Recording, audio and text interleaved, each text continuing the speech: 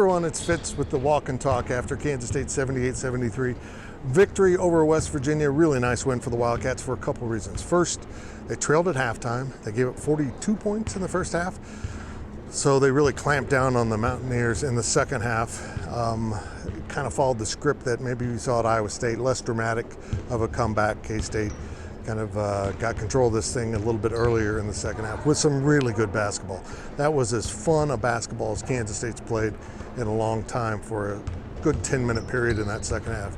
The other notable reason this win is so nice is the Mountaineers were the first team in a while to get to Nigel Pack and really kind of slow him down.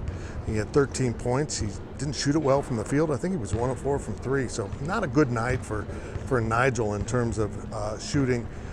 Missed some pretty easy looks at the basket, some floaters down the stretch.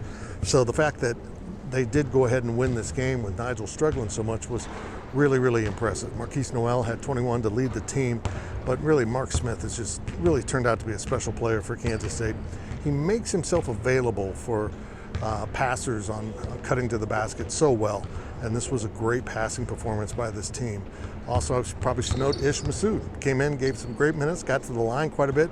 Still struggling to shoot the ball from the field, but Ish did hit a huge three-pointer late in this game.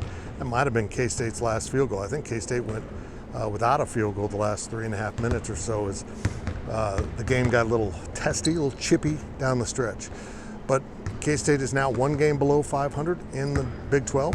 Very positive progress made by this team after winning 2 in a row. Bruce Weber noted on the post-game radio show that they haven't won 3 in a row, and they need to figure out a way to do that in Big 12 play. And Saturday at Oklahoma State will be an opportunity, but boy, the Cowboys are scrappy. They can't go to the postseason due to the NCAA infractions, but they're fighting. They've been playing pretty good basketball since they lost here in Bramlage not too long ago.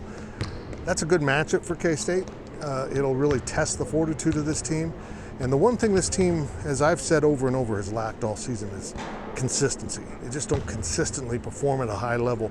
And maybe we're seeing that right now. Maybe they're making that consistency breakthrough that they've needed so much. But winning at Oklahoma State would certainly be a positive sign. They go to Kansas in the midweek, and then they come home for Iowa State. Again, if this team wants to get in the NCAA tournament, they have to continue to defend this home court with Iowa State and Oklahoma still coming in here. Oklahoma's really good. We just saw what they did at Allen Fieldhouse, pushing the Jayhawks to the wire. So that's going to be a real test, and I'm sure Iowa State will want revenge after what K-State did to them on Saturday.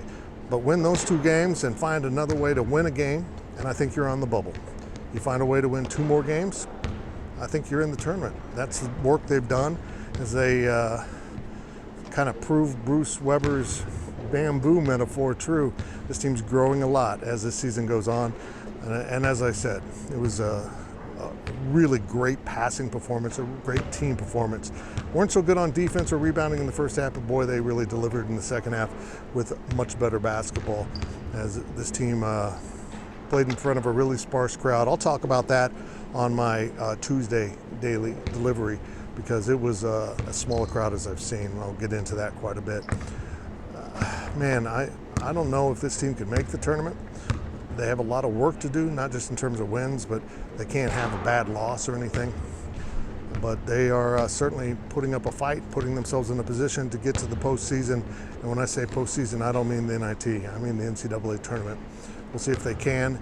Maybe they'll have a date in Dayton during the first 4. You know how I feel about that. I'm not a big fan of the first 4. I want to see you in the bracket of 64 teams, and I'd love to see a win, something he's only done, Bruce Weber, in 1 time in his time at K-State, and that was the year they went to the Elite 8. Anyway, keep following along at GoPowercat.com. Make sure you're subscribing to our YouTube channel, and that's it for this Walk and Talk.